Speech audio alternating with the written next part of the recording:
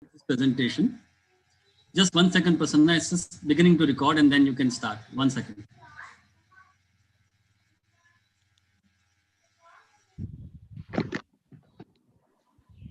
Please go ahead. Yeah, so good afternoon to everyone.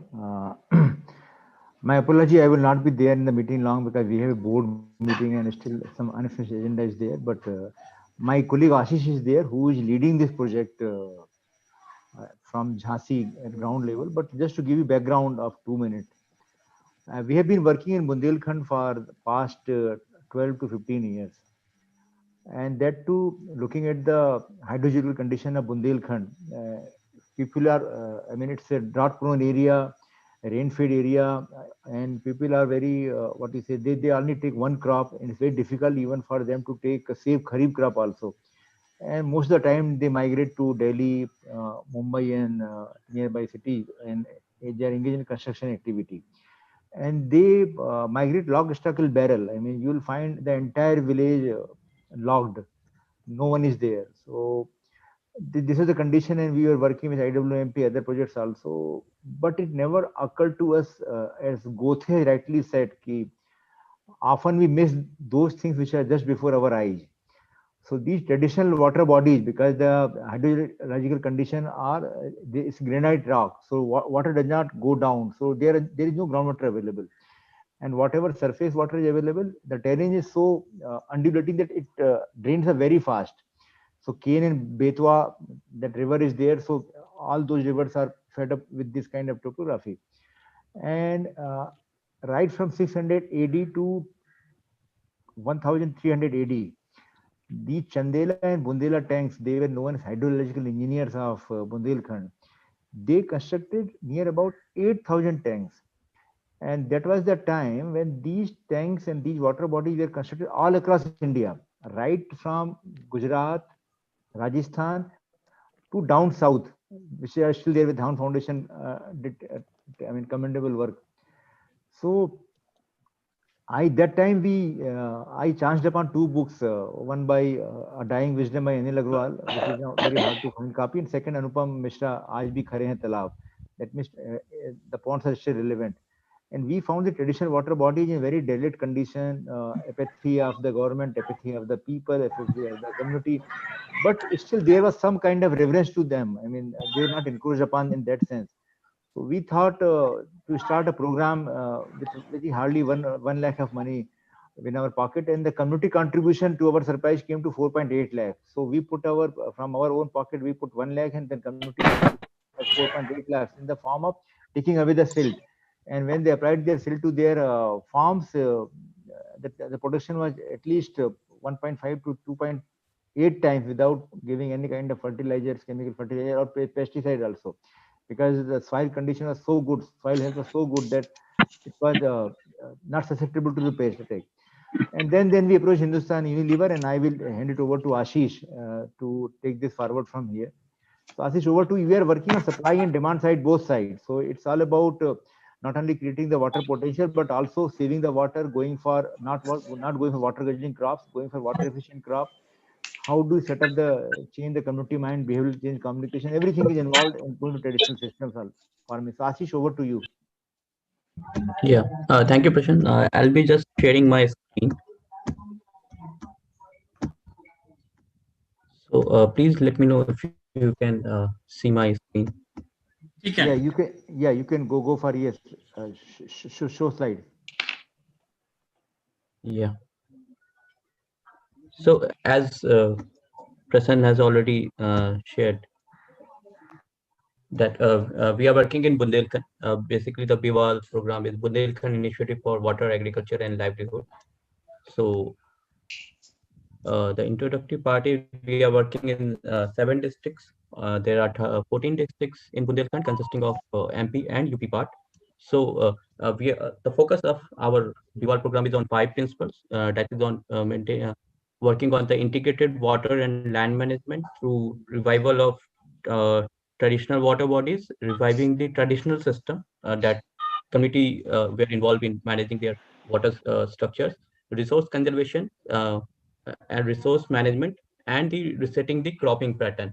So ultimately, what we want to achieve is water governance, which is managed by committee at the local level, building a cadre of local people who can understand their local geological condition and work accordingly on supply and demand side, and making committee more resilient toward the climate change, putting up drought proofing systems so that the crop failure cases and uh, the land and crop productivity can be increased, and ultimately improving the agriculture productivity and preventing the land degradation in Bundelkhand.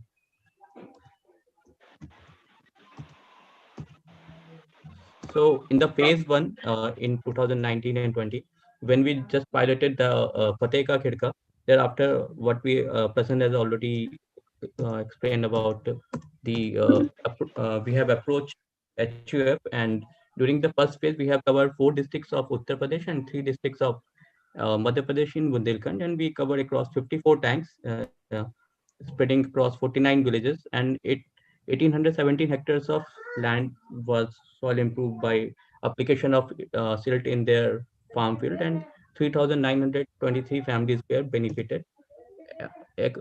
Apart from this, additional 42 crores of water potential was created during this period.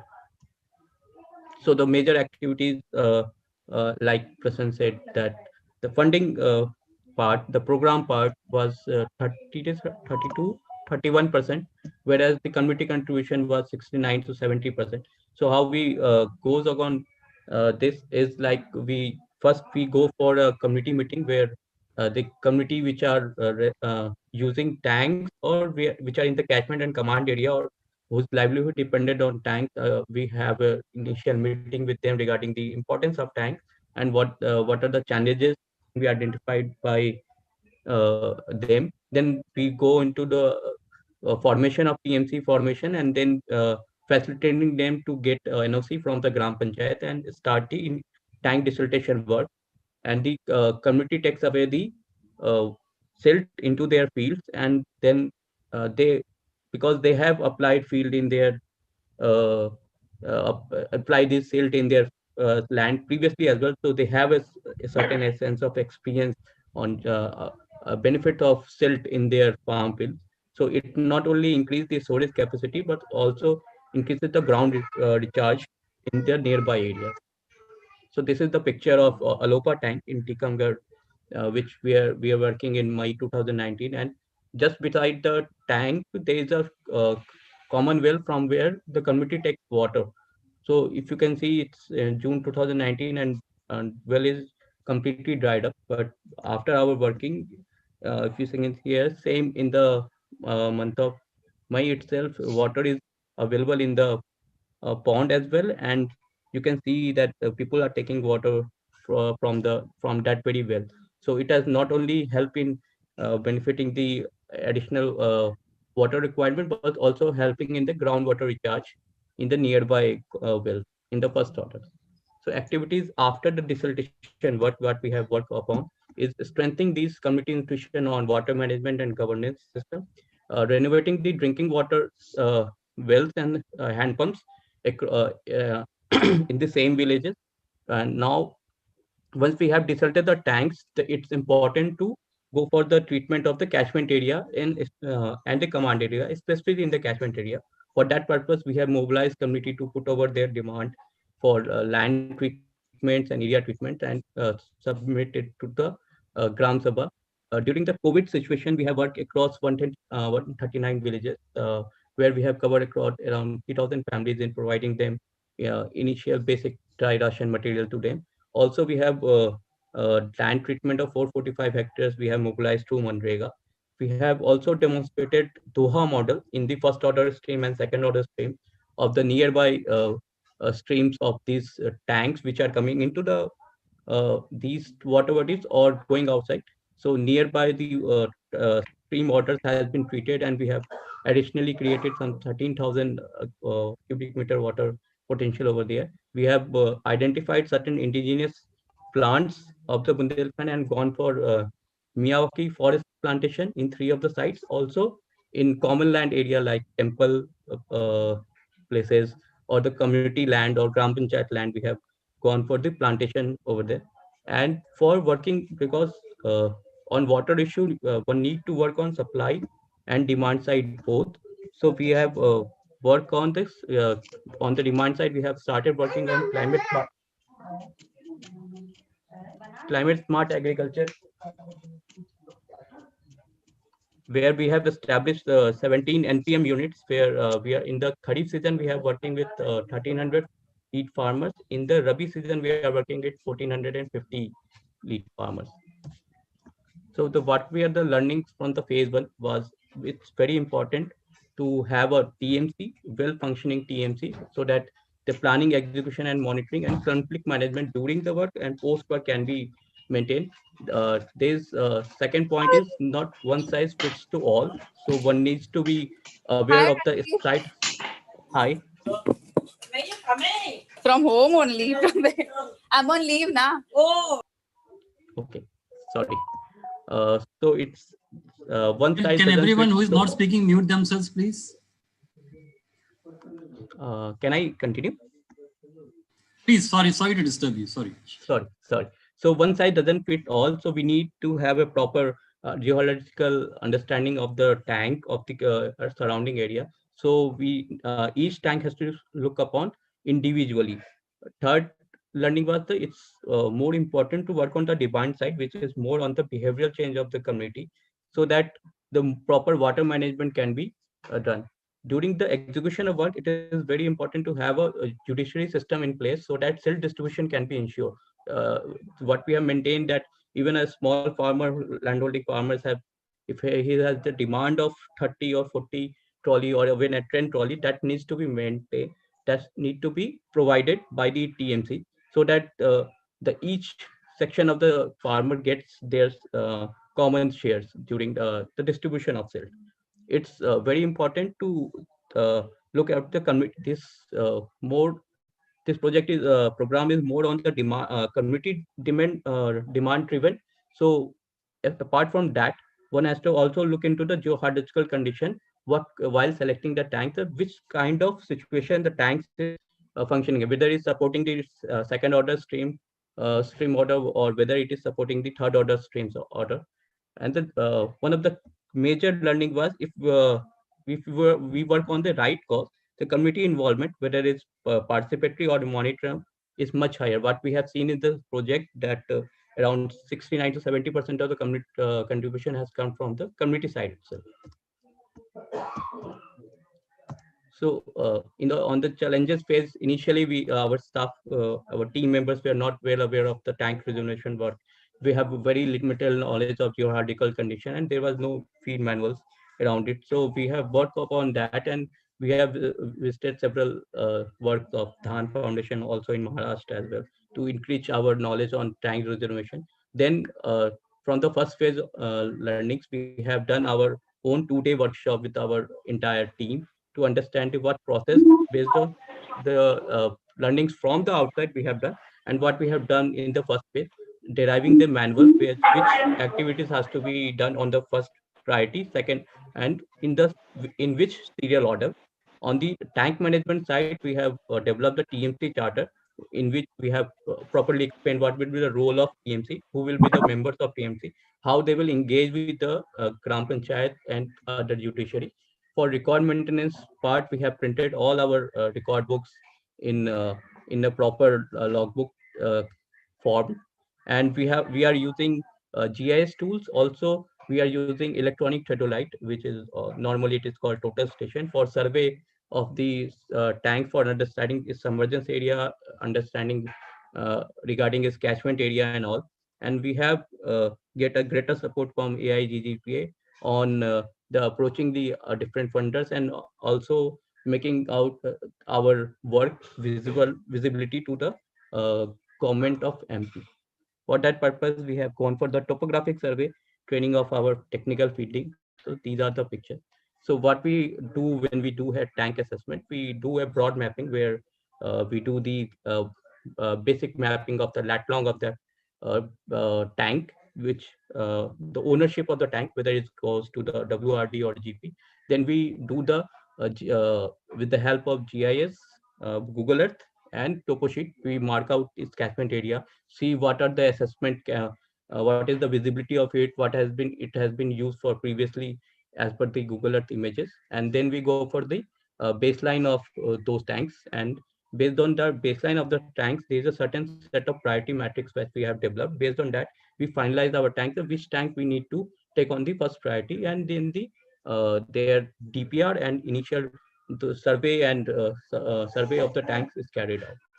So this is just a pictorial that how we do the assessment of a tank while selecting it. This is a tank catchment assessment area. Then we do the survey form with help of total station and mark out the each station and TBMs, and then we derive the how much is the submergence area, how much is the total bundle area, then how much is the present storage capacity of the tank, and based on that, where the proper site of desiltation can be done. Normally, it is the lowest contour which is selected for the desiltation work, because it allows water to percolate more easily into the groundwater. So what is the before storage capacity and what could be the potential storage capacity with stored combination. So this is the impact of the agricultural productivity what we have accessed in our 2019 in the last year Kharif season. You can see on the left hand side, it is the non-silt groundnut plot, and on the right hand side is the silt plot of the where silt is applied. Similarly, in case of wheat as well. So uh, TMC is the soul of our Bival program. So we are working on their capacity building and strengthening on water management through water games and focus group discussion. So these are on the working on the demand side part, where we was started working with community because in last year we we were in rush. We started with mid of April and May we got our budget and fund allocated. So we started working from there on with our TMCs on strengthening their capacity on water management, understanding their roles in tank management. These are the work we are doing on climate smart agriculture. So we have established across 17 NPM units across our location, where each NPM unit has a cattle head of 4 to 5 cattle heads, and it can support around 100 farmers on its own.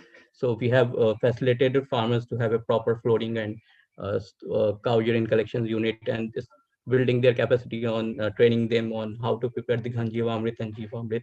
And we our field team has been trained by AP Jadminef team, Swati Mulli sir and Vijay sir has been involved. We have 3 rounds of sessions this year only with Vijay sir. Then after we have another round of session with our entire field team and few selected lead farmers with AP Jadminef team on preparation of these concoctions. What are the uh, precautions of do's and don'ts we need to take care while preparation concoction while doing it, and what are the learnings from APG engineer we can take forward in Bival program. So based on that, we have started working on Kharif season, and in the Rabi season, we have also leverages quality seed from some of the universities like Rani Lakshmi Bai. We have got breeder seed from IRI Indore, because here in the Bundelkhand seed is also a challenge.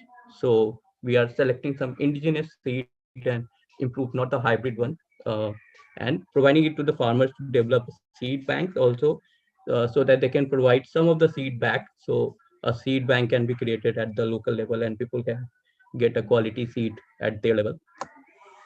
So for the learning purpose also, we are taking water level of different observation wells and also recording the rainfall data, and we are transmitting it to the community through village wall painting and discussion with them regarding the what kind of impact does it have on and allowing them to understand the correlation between the rainfall, uh, uh, their open wells and the tank the water level. Thank you.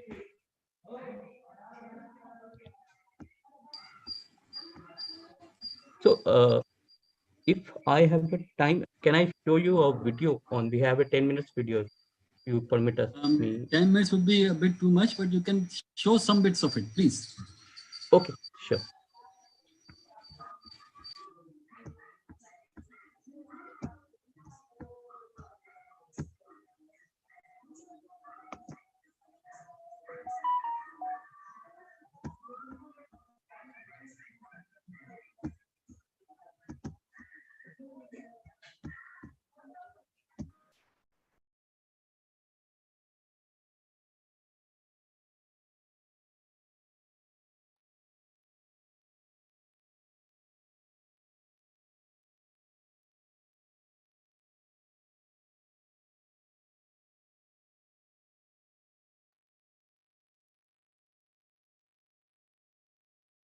Bundelkhand, the land with a glorious past, remnants of which can still be seen today.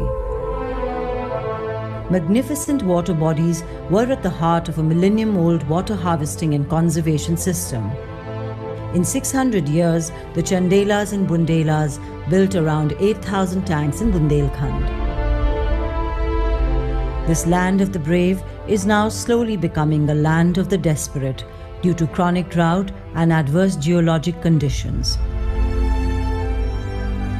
Once the lifeline of the region, today its tanks are unable to support its people, agriculture and livelihoods dependent on them. 765 गांव में पानी की भारी किल्लत है। Bundelkhand is among the hottest and most. Uttar Pradesh के बुंदेलखंड की ये तस्वीर 10 साल से भी ज्यादा समय से ऐसी ही है। महिलाओं को रोज दिन में यूं 4 किलोमीटर दूर पैदल जाना पड़ता है। सारी दिन सारी रात आदमी सोते नहीं है, पानी के पीते हैं। कहाँ से गेहूँ होएंगे? खेत में कुआ गड्ढा में पानी ना होगा तो कहाँ खेत पर पहुँच जाएगी। अब हम 2-3 साल से नहीं देख रहा इसमें पानी। जैसे त्योहार होते हैं, सब लोग मिल महिलाओं लोग गीत गाते थे, गान बजान करते थे। अब यहाँ पे नहीं है, सो पानी का समस्या है। पानी नहीं है तो सब कछु की परेशानी हो रही है। ढोर बछेर प्यासन मर रहे, आदमी फिर रहे।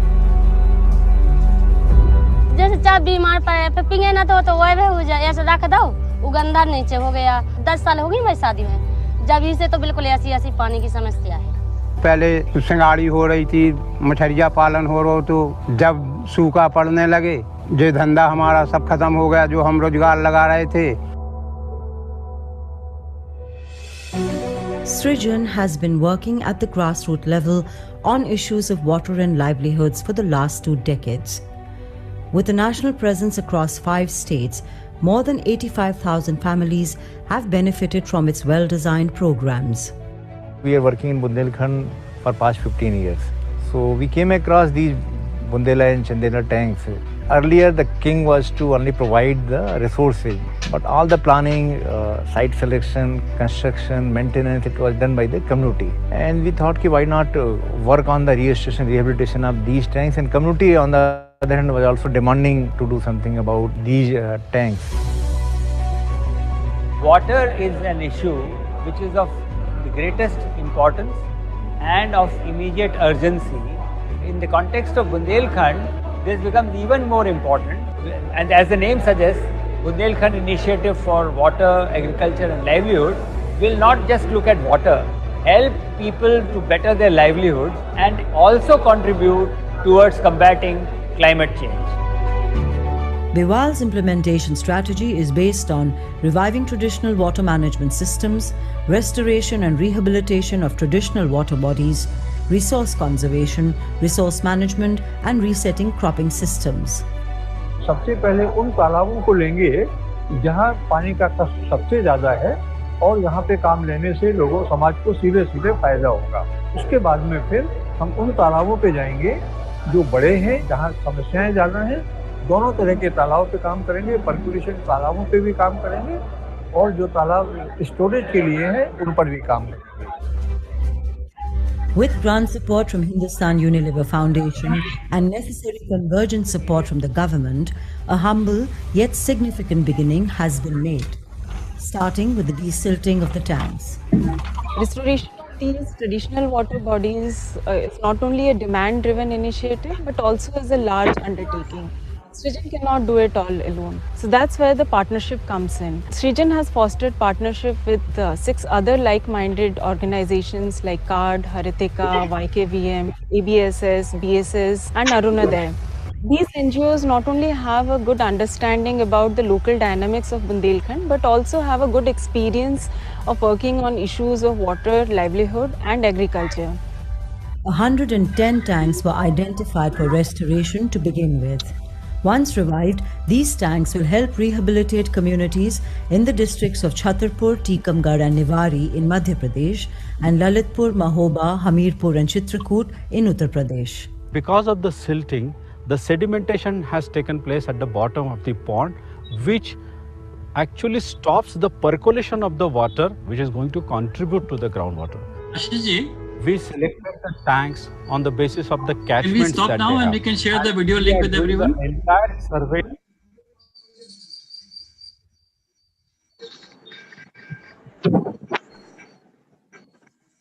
Can we stop now? And yeah, thank you so much.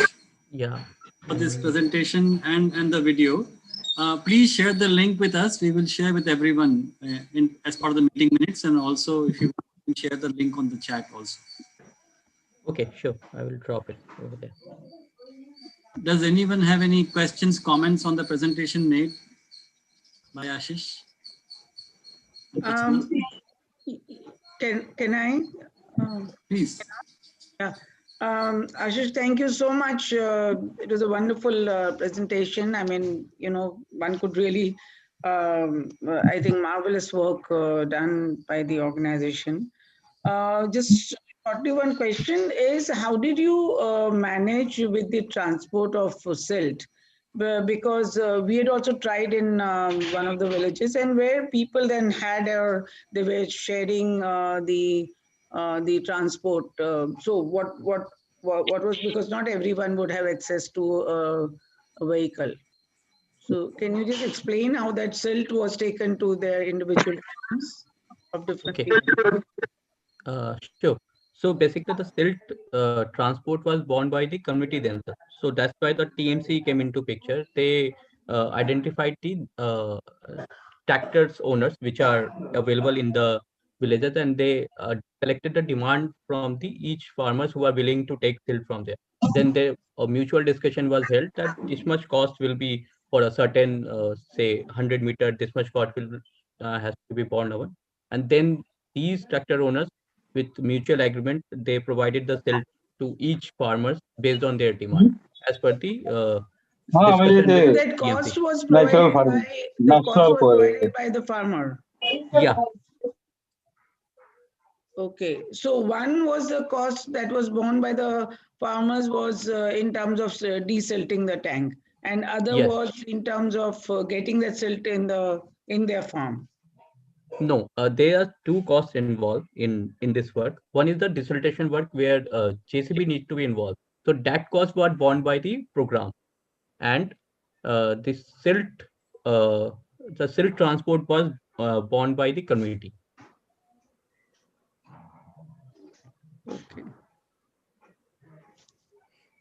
Okay. There is one more question on the chat. Yeah. Sorry. Yeah. Sorry. Go on. No, that's Please go on. Ashish, I mean, depending on the time, but just was curious to know that my experience in drought-prone area with revival of percolation tanks, for a few years, fine, 2 or 3 years, but then later on, powerful farmers rather, they start lifting water for irrigation. And obviously, so when you're, you see the crop dying, you can't help it. So, and that's the most tricky part. So how did you manage that, or how do you manage that? Okay, so same story everywhere, but what we are working on, we are not just desilting the tank and leaving it over there. We are working with community over there. We are building the capacity of TMC, which consists of a general body, people beneficiaries from the catchment area, command area, and the beneficiary who are directly related with the tanks, like involved in fisheries and all. And there is a e-body of selected representative, and we are building their capacity on managing this kind of conflict resolution in the longer term, and having a say in the Gram Panchayat as well. So that's how we are building upon them. Second part, we need extra water when you going for a higher intensive water intensive crops. So we are working on that part as well with community on demonstrating them low cost techniques, and providing them quality seeds of say suppose a 3 irrigation crop or a variety of wheat and chickpea, so that they can diversify their cropping pattern as per the available water. Okay, thanks, Ashish. There is one more question on the chat, but Sudhir ji has raised his hand, Brigadier Sawan Saab. Brigadier ji, would you like to ask the question? No, I would like to. This presentation was very good. We appreciate it. But one of the main issues of natural farming is use of water from the skies.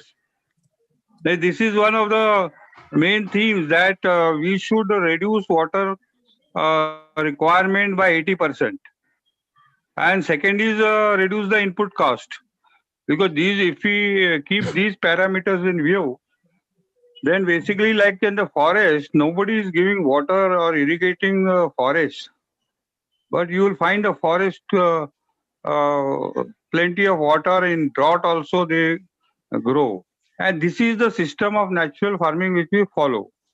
And mainly the expertise in mulching that assists in bringing the water from the atmosphere to the ground. And then the percolation is ensured by organisms which create system in the soil where the water percolates down.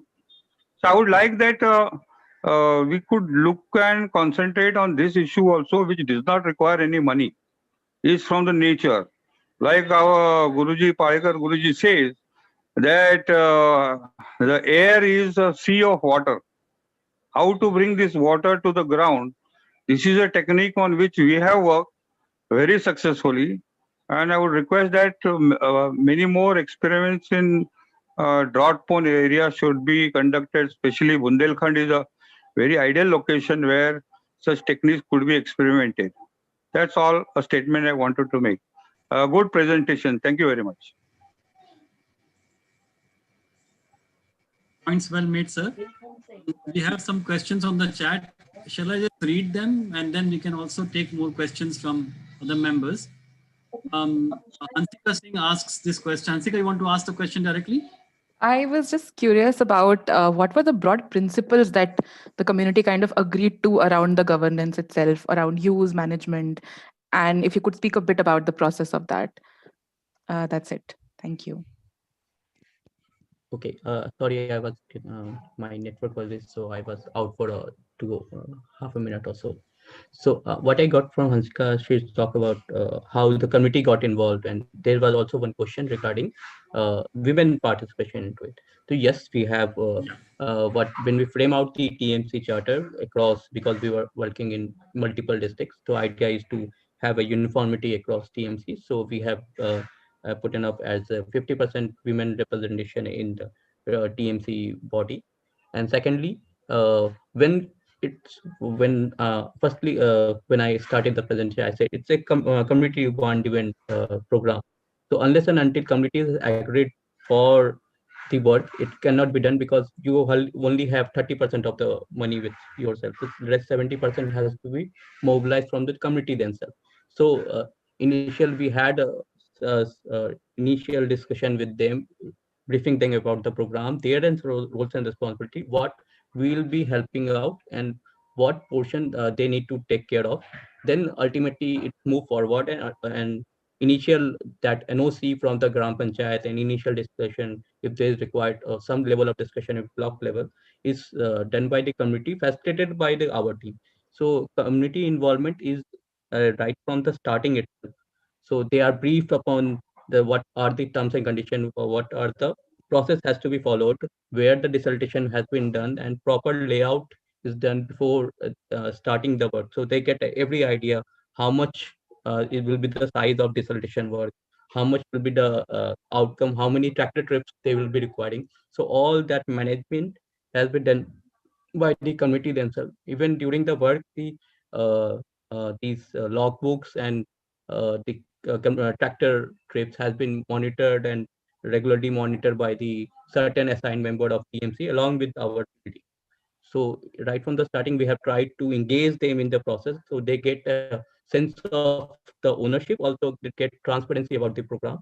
So it helps us out to build a proper rapport with them, because we are not just on into doing the tank work and move on to the next one. The idea is to sustain it for a longer period, more working on both supply and demand side. So it's very essential to have a well-established and strengthened community institution. Yes, community institution takes time to get a proper ownership and get a training through. So for the demand side work properly, we have started working from this season only. So we are meanwhile we are learning for APGMF team as well from Andhra. and we are trying to implement it. And based on our own learning, we are trying to modify certain things in the field level to make it more success at the ground level. There's one more question from Bhai Ishtiaq. You want to ask directly? Sure, Minaj bhai. So I have two questions basically. So one is regarding the millet production. So are you helping the farmers to move towards millet production instead of growing rice and all those things? So one was that, and another was what kind of efforts are there to improve the soil ecosystem? So, because it is climate smart, so and soil plays a huge role in mitigating the climate impacts. So I thought that. Yeah. Okay, thank you. So first thing regarding the millet one, this is very earlier where the areas where millets were grown. Basically, we are trying to demonstrate barley as well with wheat because it takes 3 irrigation. So millet are in a very small pockets of Bundelkhand where they are grown. Paddy is very much limited to Banda and some part of Chitrakoot. So paddy is not the prominent one over here. Wheat is the prominent one. It's a pride of Bundelkhand. In every farmers who grows a wheat has been has an edge over socio-economic terms. It has a better status and respect. In terms of answering the soil reservation work, we have I personally have gone through the Walter Jenne videos of 2 or 3 videos, studies videos, and then Dr. Christine. So we are working. But the idea is to in Bundelkhand there is a Anna Pratha. So the most of the cattle, when you whenever you visit Bundelkhand, you will see on the road that's it. So there is no ownership of cattle. So I for reservation of soil, you need to add the carbon one, the carbon sink or carbon sponge, which he talked about. Second is more of bacterial or microbial activities can be rejuvenate into the soil. It will help on building the soil, and more it's like 365 days crop cover will help it out to sink more carbon into the soil. So we are working on these parts, and for that purpose, the NPM unit, which I have mentioned, we have developed those models across 7 districts where the entire process of Ghanjivamrit, Jivamrit, Bijamrit, and other natural manures like pesticides as well, biopesticide as well. We are procuring, we are preparing at a central level so that the proper process and the quality can be ensured, and we're providing it to the farmers from our in our lead farmers, that is 1450 farmers. We are providing it to them so that they can have a sense of it and have use it in their field in a proper manner. So we are having a field team at each location where they are supporting these NPM unit and these lead farmer, connecting between them. Also, we are providing them voice messages through IVR method, where we are providing them the processes of preparation of Ghanjivamrit, preparation of Jivamrit through voice call, because in Bundelkhand very less proportion of people they use smartphone.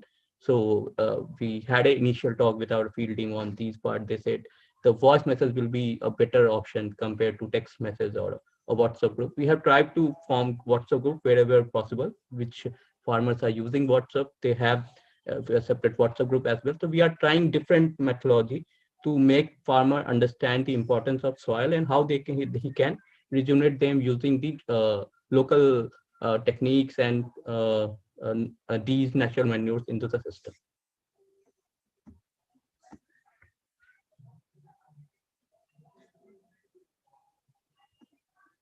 There was one more question at the end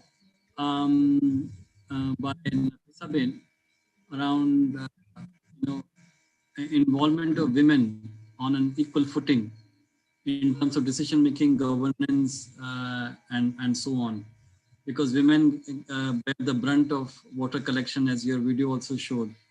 How ensuring that women take equal participation in decision making and governance, also have access to water? Okay. What we are because it's Bundelkhand, so in some part it is difficult to mix it together, these women groups. So we have separate women's groups as well in the subcommittee of that TMC. We are working with those women on water issues so that their issues can be put forth in the meetings as well. Also in the agriculture part, demand side work, what we are doing, we are involving the entire family. When we say it's a farmer family, so the men and women both are involved in the process so that they both get to learn and engage in themselves during the discussion and have a get a platform to share their views to each other and can take forward the learning. Because what we have done some assessment, we get to know that some of the activities are being done by the women itself. So it and in some part the decision on this, like procurement of seed or selling it to the market, is majorly done by the men as well. So they both need to be engaged as a certain platform, on a common platform. So we are trying to build together them into one system where they can both can learn with each other. So we are in the process of that, of building their capacity on both men and women part, so they get to understand each other roles and take things forward. Thank you. If everybody is okay, then we can move on to the next item on the agenda. I would like to give a brief update of what's happening at the coalition. I'm just sharing my screen. Shajesh, if you can give a quick update on the national survey on farmers on village level sort of data collection. Would you like me to share my screen? Please do. I'll stop sharing. 1 second.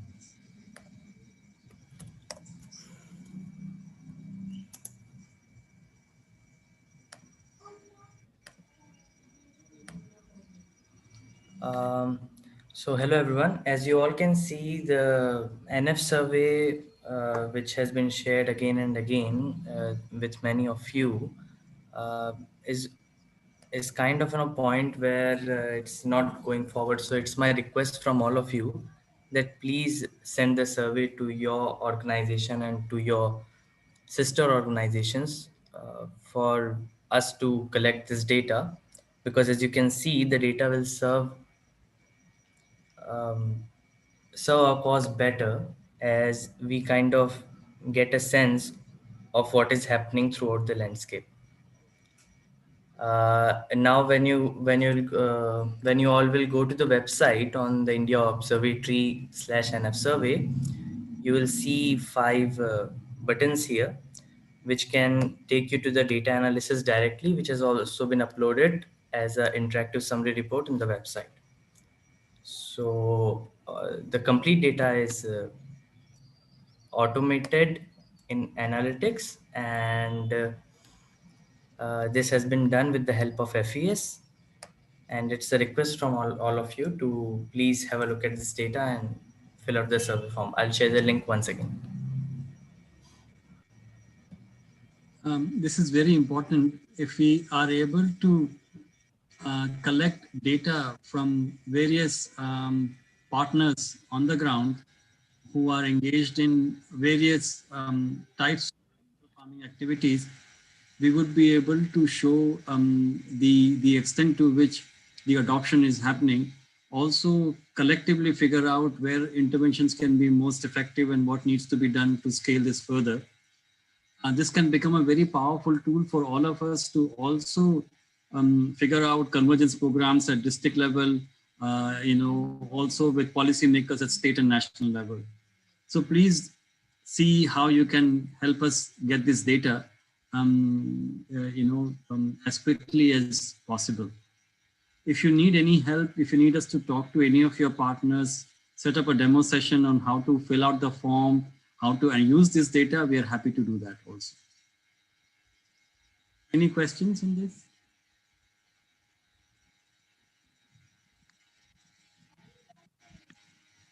I'll share the details with the meeting minutes also, and in the chat in a few minutes. Thank you. Now I will ask Niti Gupta from CEW. She has kindly joined the research working group to help us coordinate the research activities for natural farming at the coalition. Niti, would you like to say a few words? Thank you so much, man. I'm sorry my call dropped at the end time because of internet issues. Is it okay if I keep the video off? Sure, whatever better. Works. Perfect. Thank you so much. Hello, everyone, once again. My name is Niti Gupta. Just a brief introduction. I'm a researcher at CEEW, Council on Energy, Environment and Water. We are a public policy think tank based out of New Delhi. Work across several thematic areas, and sustainable food systems is one of them. And I'm part of that team. And now I'm very glad to be a part of the Research Sutra at the coalition as well. So a little bit more about myself. My academic training is in development economics. After finishing my master's 2.5 years back, I joined council and started working on the rural air pollution from crop residue burning, actually. And it is interesting that we were talking about it in the starting of this call today. So basically, during that work, I really got introduced and exposed to the vicious agri, air, water nexus, soil nexus that we talk about, which got me personally more interested in looking at sustainable agriculture and agroecological principles and elements. So since last 2 years, my research focus has been entirely on natural farming and also looking at other sustainable agricultural practices in India, which has agroecological elements and components to it. For instance, conservation agriculture, permaculture, biodynamic agriculture, systems of rice intensification, etc. So 2 quick things that I would like to highlight. Of course, I've learned a lot in the last 2 years, but 2 things that I've joined coalitions in the Research Sutra. The initial thoughts, I would say, first is the need for evidence collection, right? The need for more evidence, more research. So during the research, what we're realizing is there's a lot of documentation available in terms of what these practices are, what are their definitions, what are the meanings. But how are these practices impacting different social, economic, environmental indicators is something that is in many cases it still needs to be tested, and in many cases there are clearly benefits of it that are visible, but the documentation is not there. And I would say, like as with any idea, right, people will ask. Natural farming is relatively a newer. It has been practiced since here, but it is evolving also as a farming system. So people will have questions, and they will challenge a lot of indicators as well, and rightfully so, I would say. But I think as the proponents of that idea, which I personally also believe in very much, it is our collective responsibility to answer those questions, to be able to answer those questions. And there I see the need for more research, more evidence generation, not necessarily to scale up, I would say, but more to be able to answer those questions. And second thing I would like at this point, I would like to just highlight is also the need for more rigorous more nuanced methodology. So what we're seeing is, at least what in my little understanding, in my little work experience, have noticed is that agroecology or natural farming, right? It is not a complicated subject. It's a complex subject in that sense. And so far, as an economist or as researchers also, we tend to assess it in a very monocropic manner, I would say. Like we're still looking at yields of one crop to the yields of another crop, etc.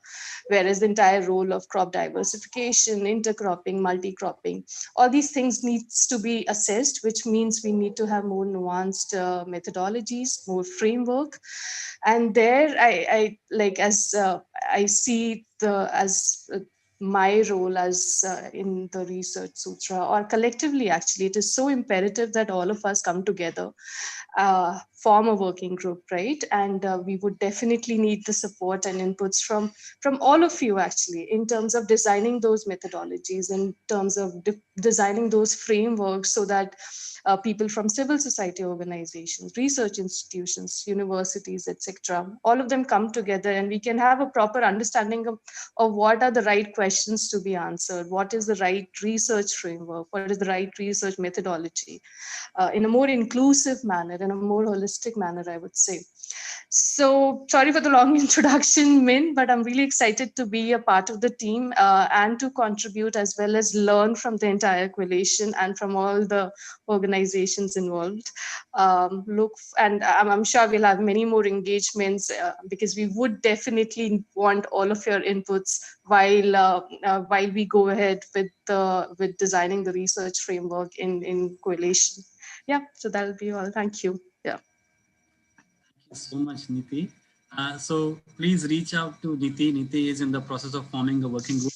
Form a working group, but it did not kind of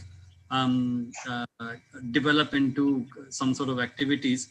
So now Niti will help us kind of ensure that things move forward on the research agenda. With that, may I ask Abhishek to talk about capacity enhancement briefly, please? I will share his slides on my screen.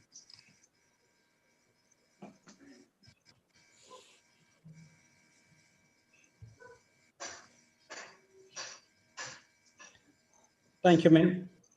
Hello, everyone. I think I've not met everyone out here, so I'll just introduce myself once. I am Abhishek Singhania, the Capacity Enhancement Coordinator for the NF Coalition. In capacity enhancement, we have already started a few pilot initiatives. Some are at a state level, some are at a pan-India level. I'll take up the pan-India level program first, which is the Conservation Agriculture Program, which has been launched in partnership with AKRSPI, and it has been supported by RRA Network. So even right now, one of the sessions for conservation agriculture is going on. So we have initiated it with 22 organizations from 6 states. One of the things which we have implemented in capacity enhancement is this, that whichever program we run in whatever state, every week we will have one session.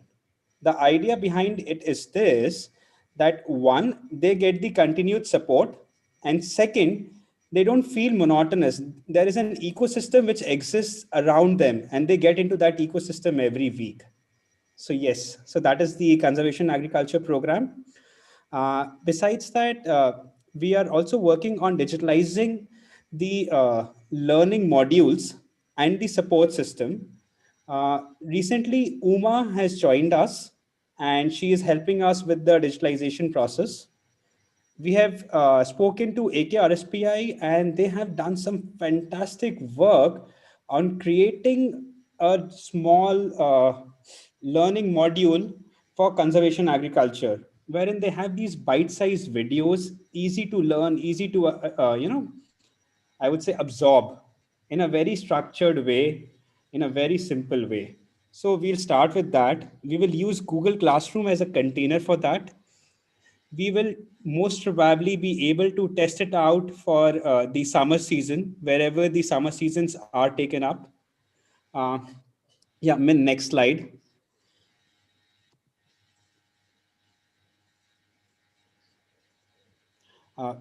In the state chapters, if I have to talk about, in Gujarat, we are already working with multiple sister organizations of WGW, and some other organizations based out of Gujarat, like Anandi.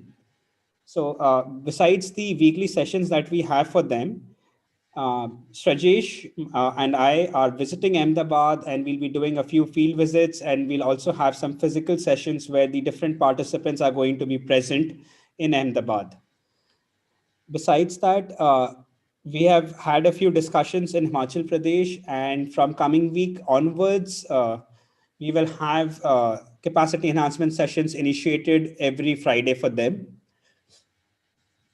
In Karnataka, Kshitij is basically leading the work over there. And in Karnataka, they are working on reviving the Rabi season in 5 of the rain-fed districts with 250 farmers. What has happened over there is this, that the Rabi cropping has completely stopped in those districts. And Kshitij and his team reached out to some of the older farmers who still remember about Rabi cropping, and they have had a discussion, and now they are reintroducing it this Rabi season. We have also suggested for them to take up the pre-monsoon dry sowing PMDS method, which has been tested and successfully tested, I would say, in Andhra Pradesh by RYSS. Besides that, on Maharashtra, it is taking a bit long, but yes, we are working towards it, and we are trying to come up with 2 capacity enhancement programs for them. One is on the work of commons, and the second is BIRC. BIRC is Bio Input Resource Center. It is basically a for-profit initiative where the farm inputs are prepared by a few entrepreneurs in the village, and then they cater to the needs of the village and possibly nearby villages. Organizations like AKRSPI and Parbhani University, and then KVK Banganpalli, they have all worked on this. They have created a few demonstrations, and we hope to run a pilot program on that in Maharashtra, possibly a pan-India program that is also being discussed. I forgot to mention, for Karnataka, we are expecting Kshitij to come in next week and discuss about the updates from the Kharif season. In Madhya Pradesh and Rajasthan, we all heard about Biwal from Ashish recently, so that is for you. And in Rajasthan, RYSS has done a fantastic work in the capacity building over there in partnership with Rajesh Singhi ji, and that is an ongoing work. Yes. So that is all from my side. If there are any questions or suggestions, I will take it up. Thank you, Abhishek. Any questions for Abhishek? Because he has to go back to the Conservation Agriculture Training Program. Hi, Abhishek. This is Shilpa. I don't have a question. Can you hear me, Abhishek? I can hear you, Shilpa. Yeah. So, Abhishek, I was just curious to know, you talked about Maharashtra. I'm representing Makam here, Mahila Kisan Adhikar Manch. So, Makam has an active chapter in Maharashtra. So, are you also in touch with them? Or if you can give me some details for Karnataka and Maharashtra especially, there are good active chapters there. Okay. So, I think neither in Maharashtra nor in Karnataka, we are in touch with the Makam teams over there. Okay. But we would definitely like to get in touch, understand what is the work which they are doing in Maharashtra or in Karnataka. And if the synergies exist, we would definitely like them to be a part of the respective state chapters and work together. Sure. I'll get in touch with you and we'll connect. Definitely. I'll drop a mail to you after the core Sure. team meeting, and then we can take it from there. Sure. Thank you. Thank you, Shilpa. Thank you, Shilpa. That would be really great. We have one question from Hansika. Hansika, please go Yeah, ahead. just a quick one on what does the work on common entails? It's like, I'm curious. Okay. So when we spoke to the partners in Maharashtra, we realized that a lot of work has been going on the forest commons. And while a lot of discussion has happened on what the various organizations are doing, we are yet to come up with a capacity enhancement program for them. The design part is still pending, to be honest. I do not. I can add to what Abhishek has said, Hansika. Yes. So one thing that we are looking at very closely as part of natural farming is that many of the nutrient cycles are not restricted to a farm. So one has to take a landscape level approach, which includes the water, the soil, the pastures, the commons like forest areas. And a lot of people, a lot of our partners in Maharashtra have done a fantastic work in areas in reviving the soil quality and water conservation work. So we are trying to work with them to see how that can be scaled first in Maharashtra and then elsewhere, so that we can bring the landscape approach to natural farming. Thank you. Thank you so much. I have a small question, if you don't mind. Please. Abhishek, you mentioned about WGWLO and Anandi in Gujarat. And I don't know about Anandi, but WGWLO, I suppose you're training the Mahila Kisan Sakhis, if I'm not wrong. Yes. So in that case, I was just curious to know your experience of training grassroots women community-based workers versus men who are staff or men who are grassroots community-based workers. Do you see any difference in the reception, grasping, etc., but also in the perceptions of the way they look at natural farming? Just curious about it. And in training methodology, does it change anywhere? Okay. I think with Gujarat, one of the challenges that I'm facing is the low participation levels and the low interest levels. And wherein if I look at the conservation agriculture program, the participation levels are much better. In conservation agriculture, I have a very diverse crowd, which is spread across multiple states. And in Gujarat, it's primarily the Mahila Kisan Sakhis, like you mentioned. Now, I have been talking to Karen from WGWLO, trying to get an understanding as to why is it happening. And the problem is this, that we are limited because of COVID. So I hear reasons like, the network is not good, they're not comfortable with technology, and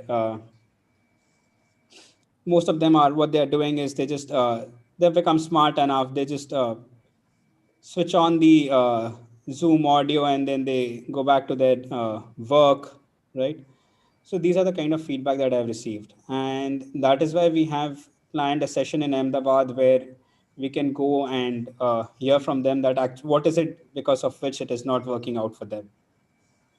So, the questions which you asked, basically, how do they perceive natural farming compared to women CRPs and men CRPs? I think that is a different, that is something which I can't even answer right now, unless I have a decent level of interaction on both sides. And I think the next session in Ahmedabad will help me in getting a better perspective, and maybe in a month or 2 months' time, when I have some more sessions conducted, I'll be in a better position to answer that question better. Sure. I think keep us in the loop, Nafisa and me, and both of us are associated with WGWLO. She's directly, I'm indirectly, but still. Sure, I'll do that. Abhishek, the sessions that you're planning are not going to be face-to-face, most likely. Ahmedabad is spiking, just so that you know. Anyway, Lasya is with us. Lasya is joining the coalition to help with the communications work. Lasya, would you like to say a few words, or would you like to show a presentation? Hello, can everybody hear me? Yes. Okay. I'm so sorry, my video is not working, so hopefully my enthusiasm is shown through the PPT. But to introduce myself, my name is Lasya. By profession, I'm a marketer. I have a degree in marketing. I've worked with NGOs, NPOs in the field of women, children, education. I currently live in Auroville. I used to work at a chocolate factory over here. But lately I've been sort of battling and questioning my whole ethical marketing agenda. So here I am. I wanted to help. I'm so excited to be working with Min again. I've worked with him before, and I'm so excited to be back at working with him with the coalition. I have a small presentation. Hopefully it shouldn't take too much of your time. I just want to tell you what my ideas are for the NF coalition in terms of comms. I'm going to share my screen.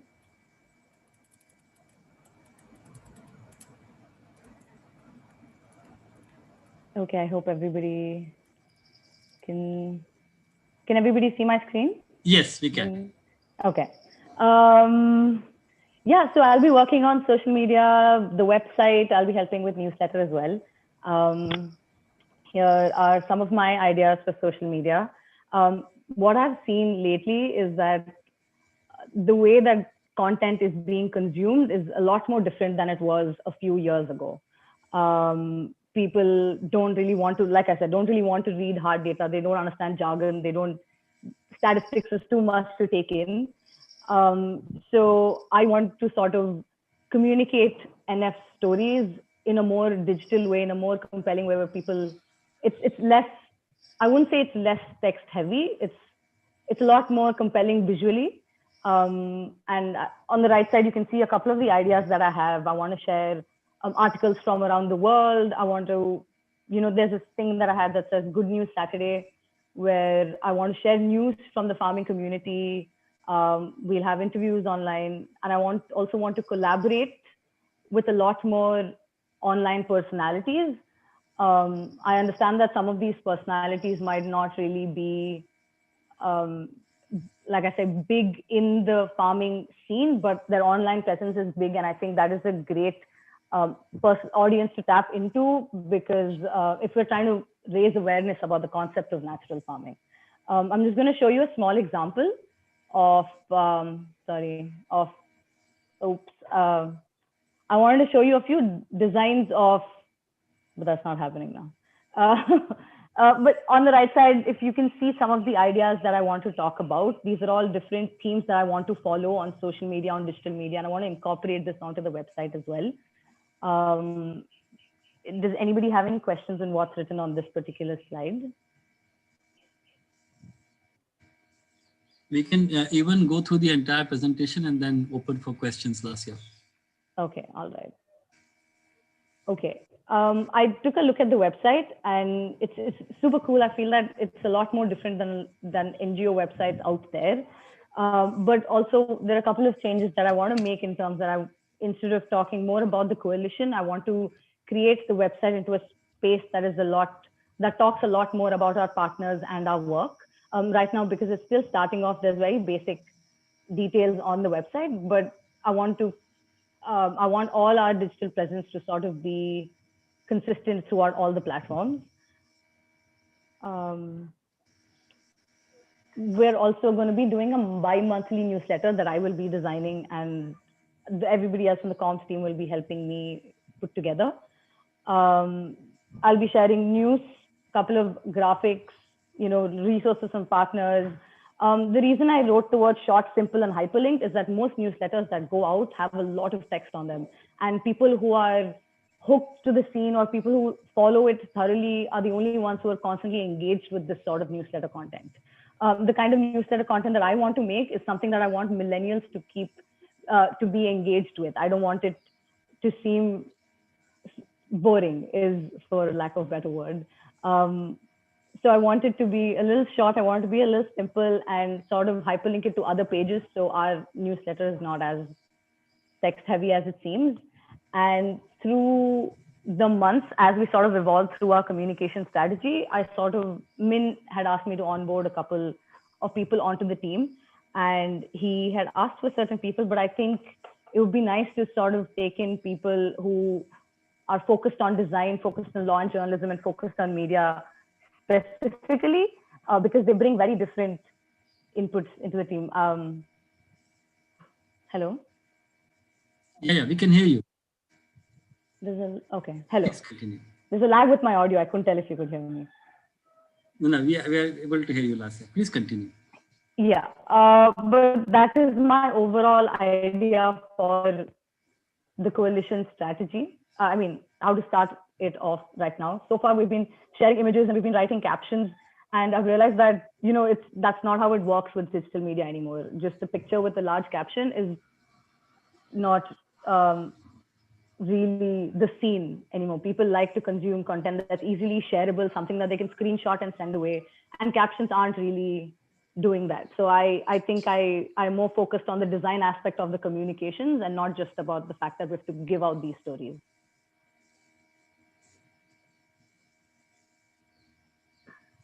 Thank you. Thank you, Lasya. Thank you very much for this crisp presentation. I would ask now the participants if they have any questions on this presentation. You can stop sharing if you want. Yeah. Any comments, suggestions? Can I maybe? Hi. Nidhi, please go on. A great presentation, Lassa. It looks very exciting, first of all. No, just curious on two very little things. I saw you've written NF 101 and layman law. I mean, what would that be? A bit curious about those two items. Last year you're on mute. Yeah, this one, NF 101, and the second last, layman law. What do you mean by layman law?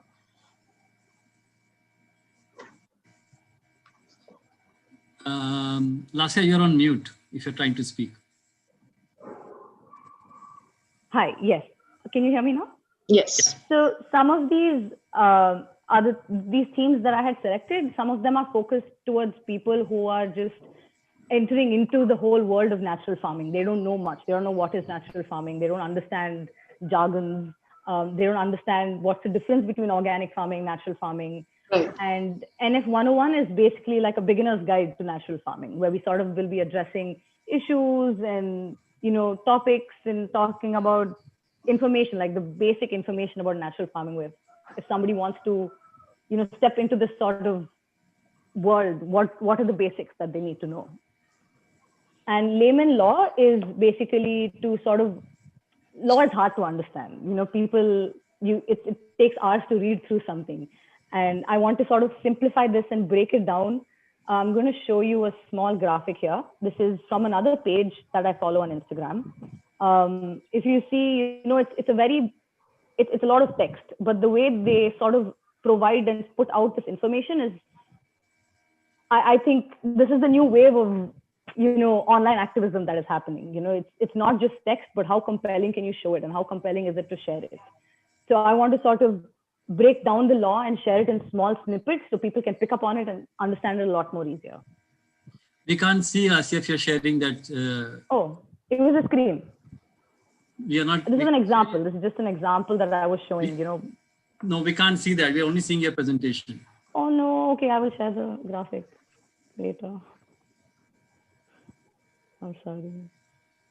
It's on another page, so I'm unable to show it. But you have to stop sharing it. Okay. Okay. So there are two more questions. Okay. One is, any plans to engage with farmers and non-English speakers? Non-English speaking? Any plans to engage with farmers? Any plans to engage with farmers directly and non-English speakers? Okay, so we can raise awareness about these farmers and sort of connect their stories to the wider world. So far, I don't see a way in which we can connect with farmers directly through social media, unless there's somebody on field, and then we can propose a new theme of an IGTV or a small talk, or we take interviews and we share these stories online. And also there's a small point here, if you can see, that says Farmer Spotlight, which is sort of to show a particular farmer from a particular region and share his story online. Maybe and from people with, sorry? We could use WhatsApp as a platform to engage with farmers. Yeah. And for people with in other languages, so far I have only discussed and spoken about English, and maybe we can enter into Hindi, but that is something that I will still have to experiment with. One more question from Murli. Who will do this? Are you lining up people who start putting up these things? So currently the social media is being handled by me and Priya, who's also helping me with this. I will be doing the designing, and Priya will be helping me with gathering information for everything that we put out there.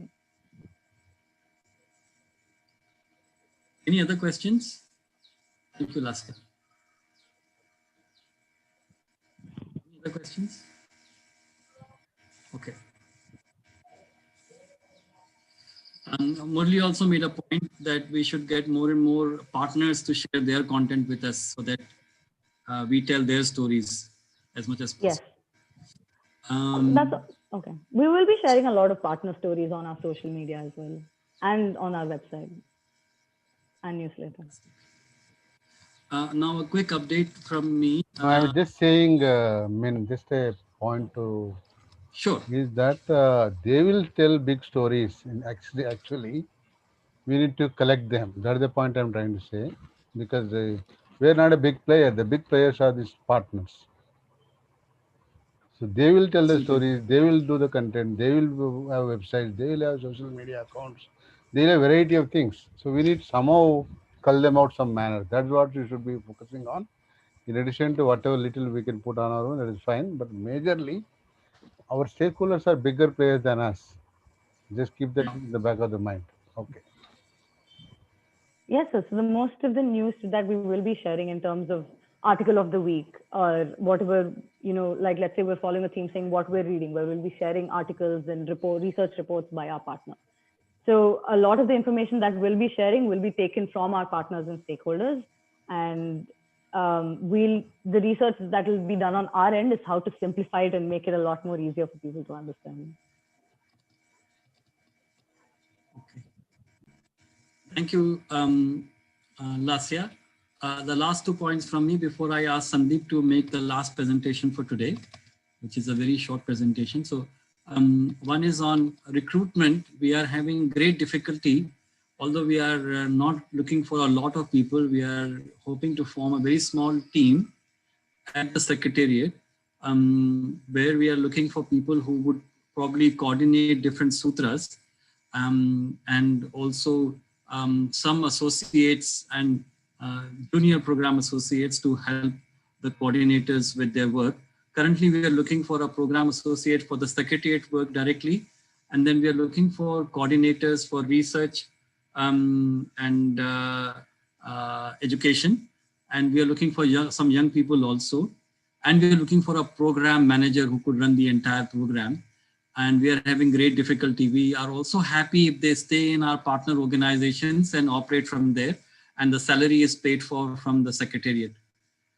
So please help us find the right people who are grounded, who understand the ground realities, who are passionate about natural farming, but also possess the skills to be part of a very complex and intricate group of people where relationship management and engaging with various partners and getting information and assisting them in their work is a key priority.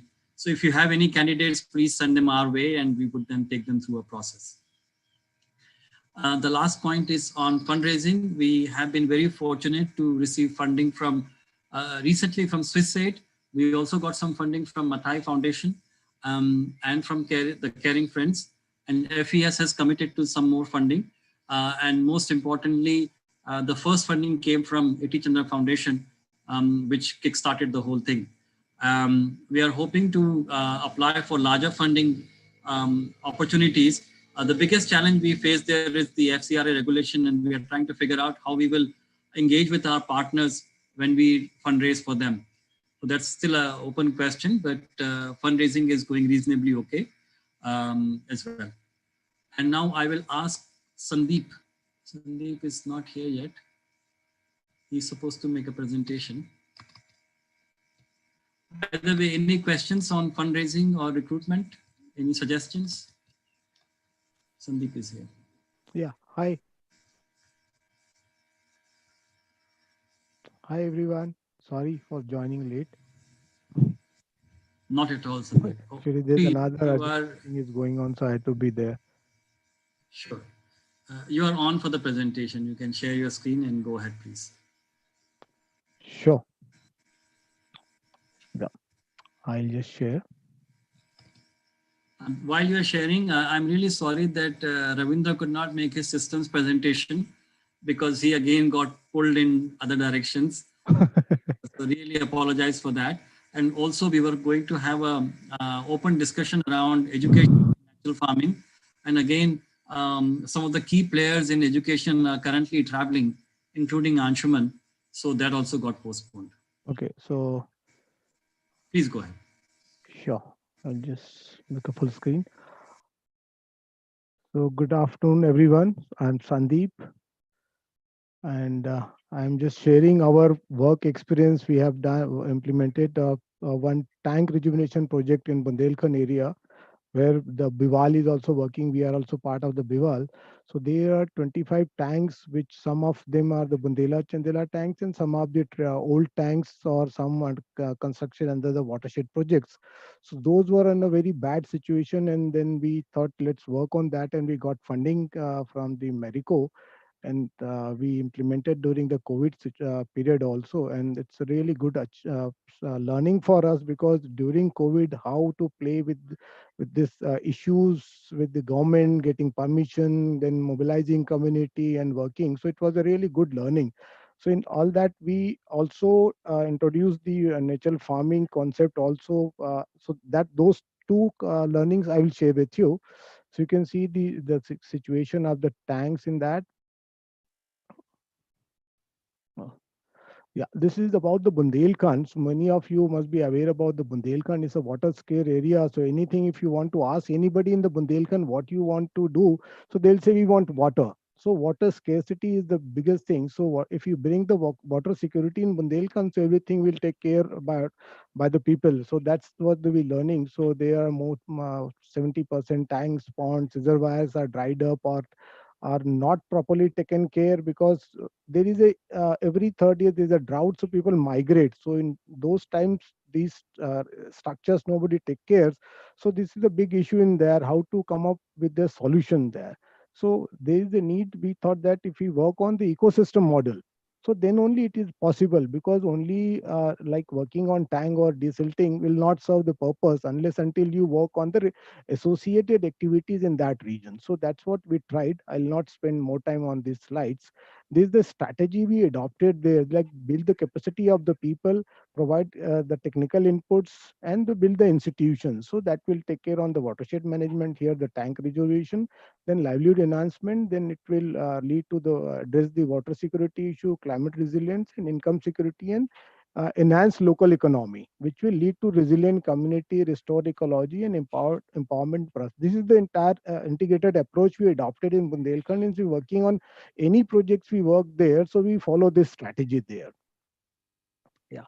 So we selected there roughly 45 tanks. Our team visited there, and then we saw the community who is interested to rejuvenate their tanks, and they are ready to contribute in terms of time and labor and other in kind.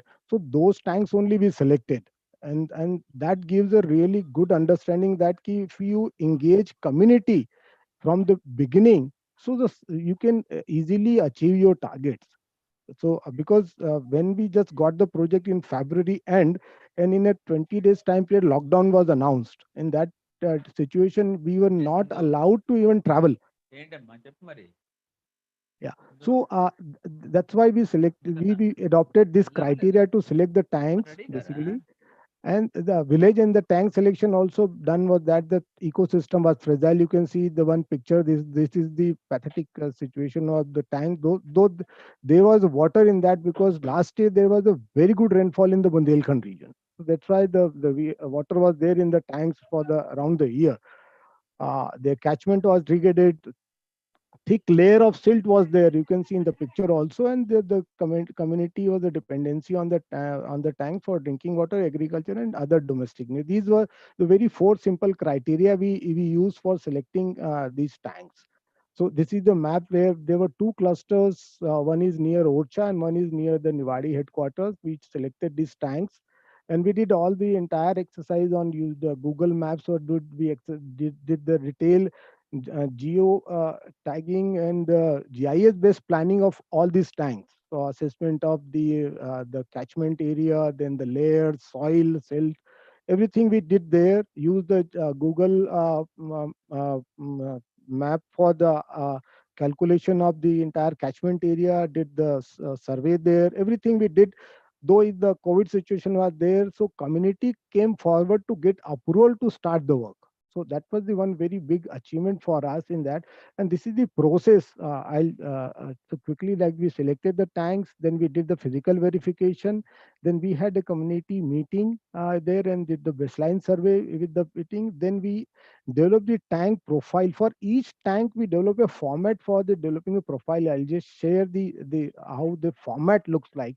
This was the complete profile we prepared for each tank. So we have the very good baseline data, and based on that, now we develop a monitoring tool dashboard. Also, we are working on that.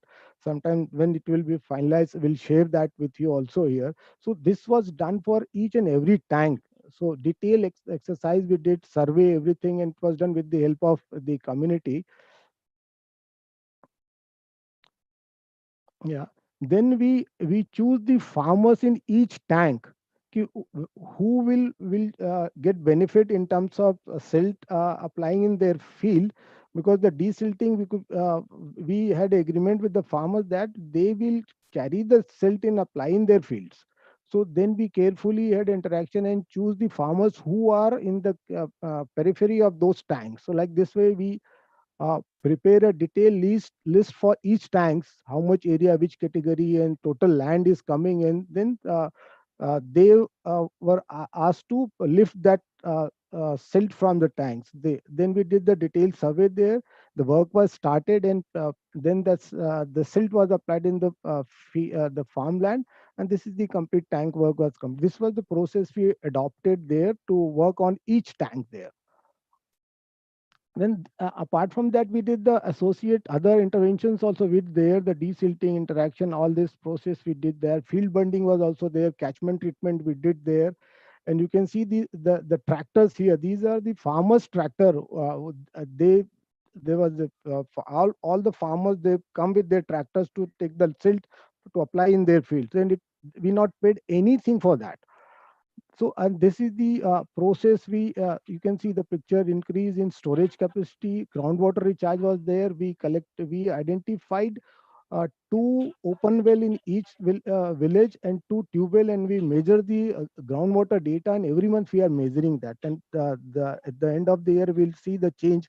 What are the change of the work we did there? Soil moisture. This is apart from that, we also did some other activities. You can see here.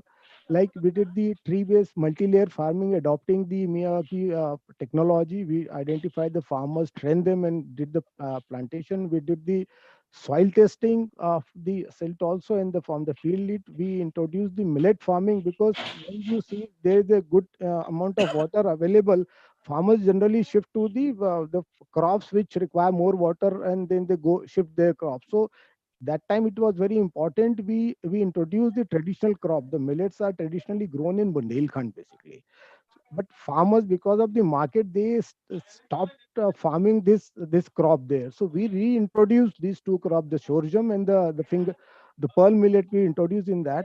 Then the groundwater monitoring, I already talked this data, and we also tried in a very small pocket application of biochar there. So we prepared the instrument there itself in our. We have a small means unit, machinery unit, where we prepared this tool for biochar making, and then we applied in a small field. We are collecting the data. So these are the associated intervention we did there. So if you see the current status, we see that storage capacity was there. It was 1,79,000 cubic meter.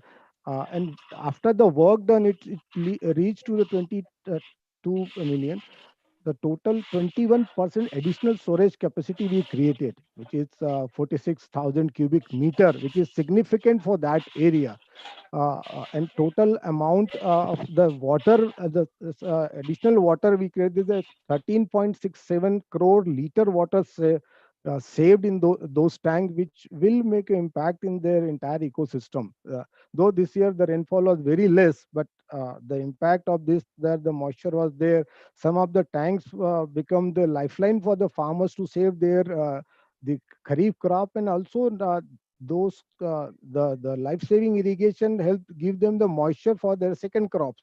So there is a drastic shift from the high means water intensive crop to the less water crops, like they were going groundnut. So last irrigation give them a sufficient moisture to do the sowing of the gram chana. So they are doing that. So that is another benefit of this just small intervention, the how you can secure two crops at a time just by one watering. That was the, and many villages we found that this is the impact of those, though it's still the work, the project not completed yet, only the 6 months we spent on that, but the results are visible there.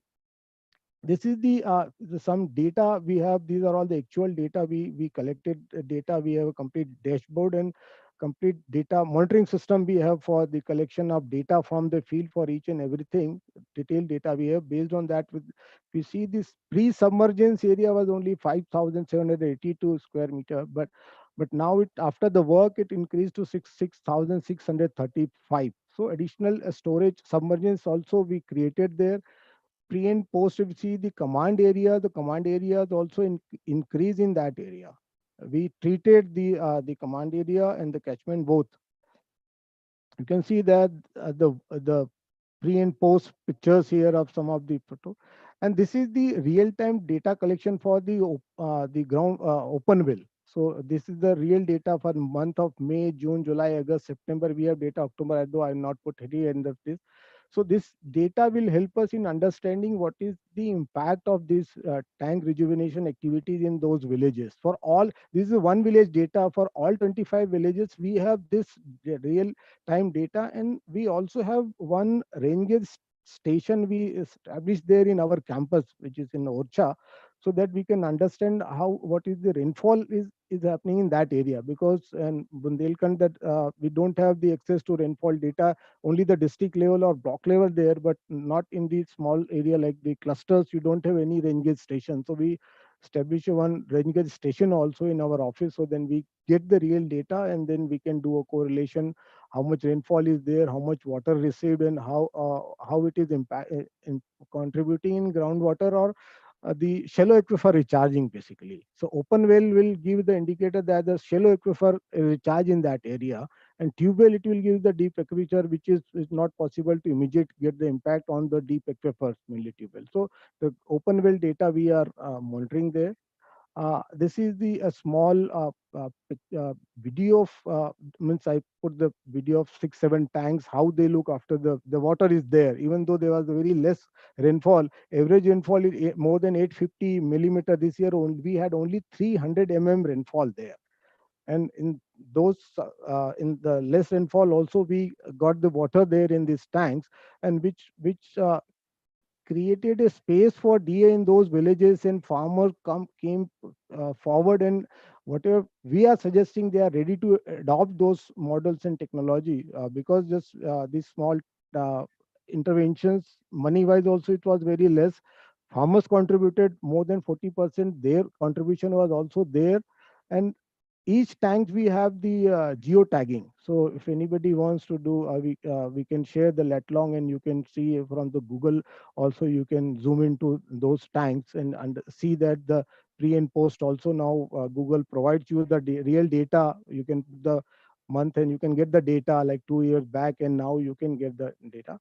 The immediate output, if you see this, the total 15 number of villages where we cover the 25 tanks, and household 5,560 household got benefited out of this activity, and we reach out to 25,000 people in those villages, and 715 farmers directly got benefited, means who applied the silt and who used the water there.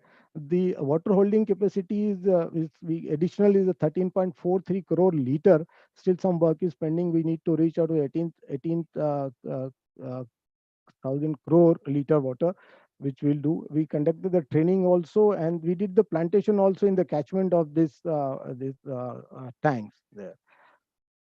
Now I'll just talk about the Farmers Field School, which was the not done before in that region, though it's not a new concept. Most of us are aware about the farmers fields concept. Many years back it was started, and we tried this in Bundelkhand area. You can see the woman with her Shojan crop. She was very happy. These are the farmers who took the seeds, though they were not happy to spare that land for this crop, but we convinced them after the too many follow-up meeting interaction. And when you can see the faces of these farmers, and they are really happy that at least this much area they provided, 1 acre area, and now they have the food grain for the entire year, because most of their crops is almost fail in that area. Yeah, so the idea to introduce the farmers field school concept mainly to enhance their skill and knowledge on both traditional and new farming method, techniques and practices, and secure crop productivity and production in that region, and introduce cropping practices for crop and food security. It was a very simple objective we kept in mind, so that we reach to the people, the farmers, and I show that the traditional crop is the best climate adoption for them. If there is a crop is rainfall is not there, sufficient rainfall there. This is the process. We did the training of our field worker with the help of RRN network on the millet farming. Then we train the farmers in our villages. We select the farmers from the 5 villages. And we emphasize on the local variety of sorghum and pearl millet. The hybrid or composite variety, those seeds were not available even in the university. Both Jabalpur and the Gwalior University we tried, and we were lucky that we not got those seeds. So that's why we trusted the local seeds. We procure locally, and those were given to the farmers, and we conducted the refresher trainings with the farmers. If you see, this is the Rajan Kushwaha farmers. He participated in this trial, and he got 4 quintals of bajra and jowar from 1 acre of plant respectively, where he was only getting 75 kg of other crop production in the same plot. So he is very happy. He said next year we'll increase the crop area under the millets, mainly the sorghum and pearl. So the next year we are hoping that we'll have more large area under these crops. So this is the data which we in sorghum we tried with the 3 female farmers also, which is very challenging to get the female farmers in Bundelkhand.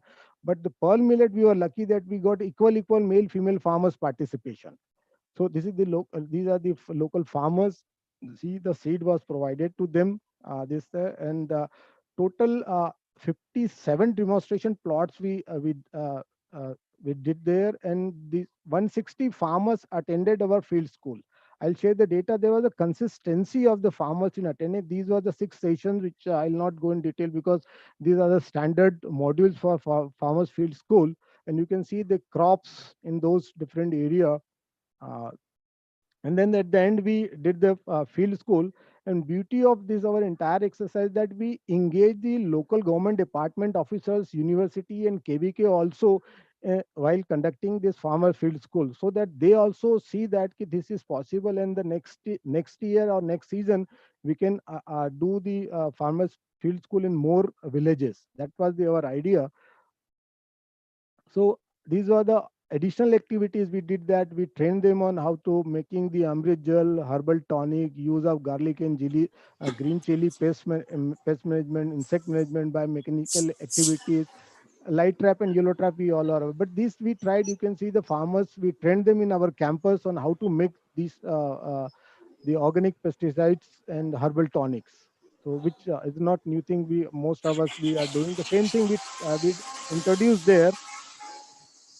Then we discussed about all additional these points also: seed treatment, seed rate, germination test. Nobody used to do that, though it is not a new thing. We all aware that, but farmers do not practice it. The next generation farmers mainly, even if you are the old farmers, they still do that. But next generation farmers, the 30 to 40 years age group, they generally don't follow these practices. So we reintroduce there how to follow the crop cycle. These all things which are very simple but important to reintroduce. So reintroduction is very important. That we tried there and we got good results. Data I'll share. You can see the different pictures show that the participation of the farmers from the villages. If you see these all 6 training data in 5 villages, if you see there is a consistency, the numbers. If you can see there, total number, the consistency is there, total there.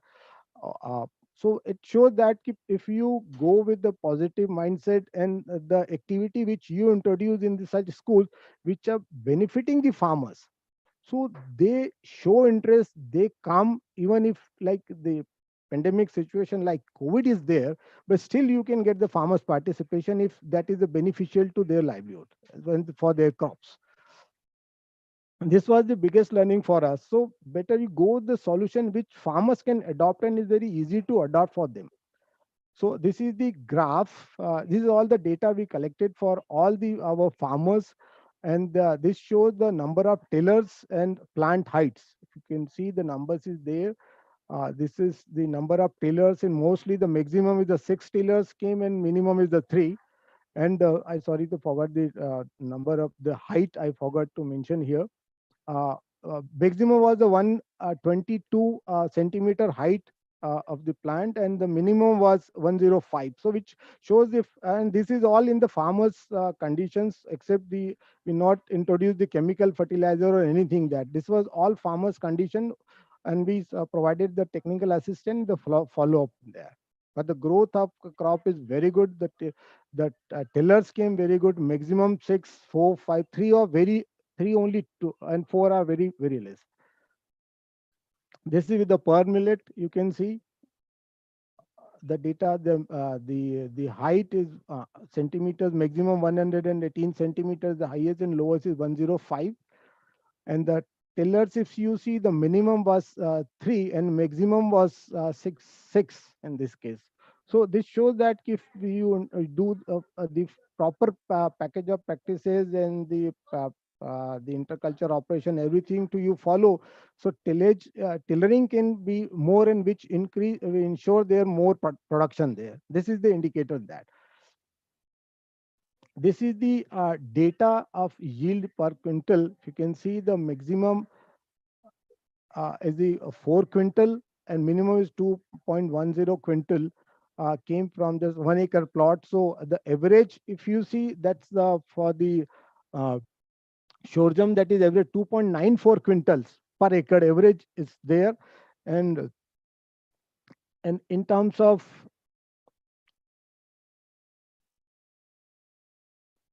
and with the pearl millet, average is 3.26 quintal per acre. So which is a fairly good, if you can say, and farmers were happy because the production was good compared to their original production in the same area with the other crops. Their production was very low, 75 kilo per acre, and now here if he gets average 3.25 quintals per acre, so which is a very good return for them. And this year government also announced this support price for these millets also. So that way it is a good time to promote and do the lobbying for the millets in the drought prone areas like Bundelkhand. Yeah, this is the data. Again, we have the flowering date and physiological maturity date, data of harvesting and data of sowing. All the data we have. So if anybody want, we can share these details. The sowing was done in month of June, and the harvesting was done in the last September. So we have the average days, and that also we calculated. I'll show in the here the date and total days that also we have. This is, you can see the maturity days.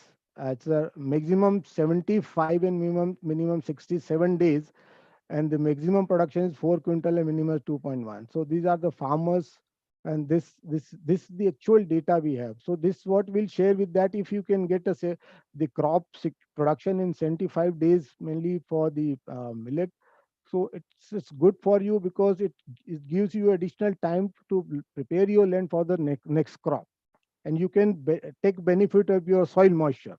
So that's what we started discussing with the farmers. This is for the millet. This is bajra. Here the 99 days is the maximum and 92 is the minimum days to reach to the maturity stage. And the average production is 3.26. You can see here the data is also there, and this is the farmers detail. And the key learning, like you need to engage with the people from the very beginning to get the more means participation of the people. Introduce local variety, which is from the sorry, it's the typing the region for the better result. Uh, and regular training and follow-up is very important, which our team did it. Even though in COVID we got a special permission from the collector that please allow us to travel, because our team lives in Jhansi, which is in the UP, and the field is in MP. So that was it very challenging for us to travel and getting every day they needs to cross the state borders, and the everyday checks and balances there to convince them why they are going. But somehow we managed with both the government, and we did this demonstration and activities on ground. Handholding support is very important. That we are thinking that only one season demonstration is not sufficient. You have to do the handholding support for next 2 seasons more. So then the only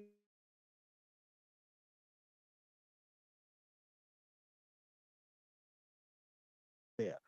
And with the primary farmers and the scale up farmers both, and linkages with the local government. Now we have good relationship with the government officers. They started engaging, they started visiting these villages, and they also came with the demonstration for in these villages which they receive every year. So this way we establish a very good relationship with the government officer and farmers. There is a good tripartite relationship established there. Our team goes there, government officers come there, and they themselves saw that millet but is a good solution to address the drought issues if drought is there in Bundelkhand area. And next important thing is that you need to ensure that the seed is available for the next season. So that we ensuring, and we are keeping the seed in our storage. We identified the farmers who will keep the seed. So next year there's no need to run here and there for the good quality seed. Yeah, thank you very much.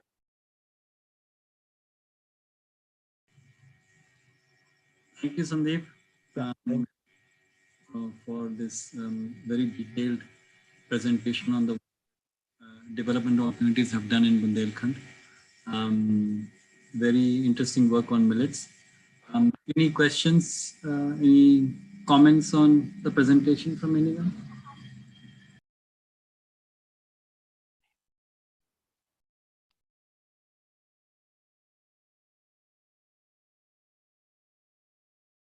I think people are tired of the long presentation, might be all.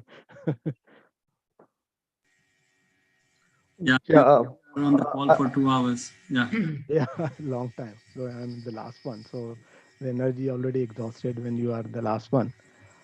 So, Sandeep, your presentation Well, was it was quite, interesting, quite rejuvenating in itself. yeah, it was very good. It was Thanks, not thanks. long. Yeah. Very Okay. Can you share? I'm sure you are. Yeah, this is being recorded, no? So Yeah, you no, can I share with this presentation also, Yeah. and because we have data, because we focus on the data also, because generally NGOs don't focus on the data collection. So they seed दिया और production हो गया, काट लिया किसान ने बोल दिया. But we emphasized on that for each stage we have a detailed data. 2-3 slides I removed. I thought कि ज़्यादा slide हो जाएगा, लोग bore हो जाएंगे. So I remove those data, but we have the date-wise data collection for, like I shared the one slide there, the 50% maturity, then the flowering stage and the drying harvesting stage. All the data date-wise we have for all these 57 farmers for both the crops. So that data we have, and that data is giving us as understanding that if these types of demonstration we can do for different types of crop. And next we are thinking next Kharif we'll have a mixed means plot of different crops which are the for the semi-arid region. So then we can get how the different crops respond in the different situation in the same proximity or same plot. So I think important lesson is that the way we invest in demonstration, in a demonstration, similarly we need to invest in data collection and its analysis. Right, that's true. So with NGOs, there's always this constraint of resources. So okay, you show demonstration and all that, but वो इतना सारा data collect करना, वो करना, yes, that's the वो challenge. क्योंकि resources के constraint होते ही है ना. Yes, what we did, Unless we trained our field team and the village animator also to collect the data. And all our plots, we did the geotagging also. When any activity or any photo we are taking, our people are trained, they do the geotagging also. So that we have all the data and those are geotagged. So anybody wants to go to that, or even if with the Google, you can search with those lat long. So it's easy to focus on that. On map also, you can focus that. So then it's a real-time monitoring also, and the field person, they also aware that ki koi golibaji nahi chalega ji. Because when you are doing the tagging, geotagging, so you have to be there. Okay.